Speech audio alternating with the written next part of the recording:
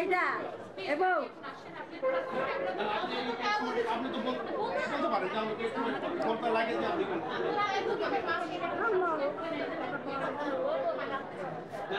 Pure time আপনি অসংখ্য রোগী ভিতরে পড়ে রয়েছে না আমার মাত্র পাঁচটা রোগী ছিল। আপনি এখানে ধরেছেন কিভাবে? কেন ধরেছেন এটা?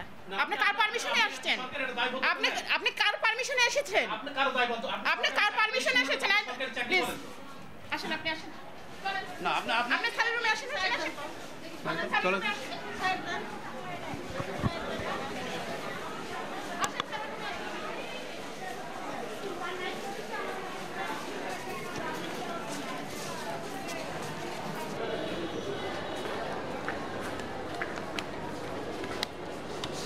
ডাক্তারই নেই, আমরা তো টিকিট কেটে বসে আছি, ডাক্তারের কোনো ইয়ে নাই।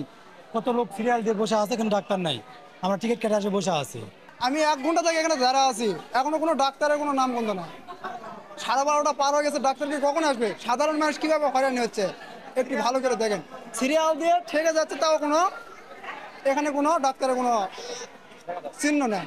ওই এখানে যান, ওখানে যান, টেস্ট করে দেন, ওখানে যান। তা হাসপাতালে কি আছে? কি টেস্ট আছে? আমাদের সব টেস্ট নাই, সবই টেস্ট আছে।